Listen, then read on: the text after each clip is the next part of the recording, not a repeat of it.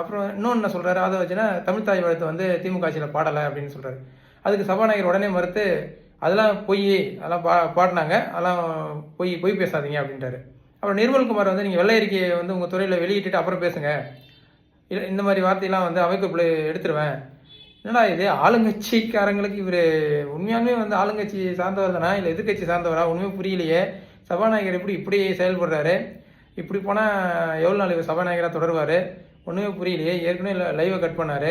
அதுக்கப்புறம் அந்த மேயர் விஷயத்துலேயும் வந்து புரோட்டோகால் படி தான் செயல்பட்டாங்க, இனிமேல் அது மேல் நடவடிக்கை எடுக்க வேண்டிய அவசியம் இல்லை அப்படின்னு சொல்லிட்டு அவங்க எம்எல்ஏ கொடுத்த லெட்டர்லேயே வந்து மேல் நடவடிக்கை எடுக்க வேண்டிய அவசியம் இல்லை சொல்லி படிக்கிறாரு.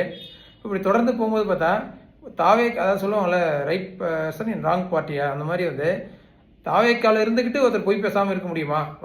வதந்தியை பரப்பாமல் இந்த மாதிரி வந்து விக்டிம் கார்டு ப்ளே பண்ணாமல் அப்படி இருக்க முடியுமா? இன்னும் ஆச்சரியமாக இருக்கிற அளவுக்கு ஒரு செயல்பாடு சபாநாயகர் ஐயா செய்கிறாரு. ஸோ இதுபோல் வந்து தொடர்ந்து அவர் செய்தார், நல்லது தான். இதுக்கு நடுவில் என்னென்னா, ஆனால் வந்து தாவேக்கனா வந்து பொய் தானே பேசுவாங்கங்கிறது உண்மை. அதற்கு உதாரணமாக இப்போ நேற்று வந்தது என்னென்னா, நம்ம ஜெகதீஷ் இருக்கார் பார்த்தீங்களா, அவர் வந்து தனிச் செயலாளராக வந்து முதலமைச்சரின் தனிச் செயலாளராக அவர் அறிவிச்சிருக்காரு. எப்போனா அந்த ஜோசியர் அறிவிச்சார் பார்த்தீங்களா, அப்போ அறிவிச்சிருக்காரு. அவர் நியமனம் பண்ணுறதுக்கு முன்னாடியே வந்து நியமனம் பண்ணியிருக்காரு ஜெகதீஷை. ஆனால் ஒரு மாதம் ஆகியும் இந்த விஷயத்தை வந்து வெளியில் விடாமல் வச்சுருந்துருக்காங்க. ஆனால் என்ன சொன்னாங்கன்னா, ஆட்சி அமைக்கும் போது வெளிப்படையான நிர்வாகம் அப்படின்னு சொல்லிட்டு சொன்னாங்க. அவருக்கு செயலாளராக அவர் யாரை பிடிக்கதோ வச்சுக்கிட்டா, அது பிரச்சனை இல்லை. ஆனால் வெளிப்படையான நிர்வாகம்னு சொல்லிட்டு ஏன் வந்து இப்படி மறைச்சி வச்சிருக்காரு? ஒரு மாதம் கழித்து அவராக ட்விட்டரில் போட்டதுக்கப்புறம் வெளியில் வர வேண்டிய அவசியம் என்ன? அப்படி மறைக்க வைக்க வேண்டிய காரணம் என்ன? இவரை தனிச் செயலாளராக நியமிக்க வேண்டிய காரணம் என்ன, அவசியம் என்ன?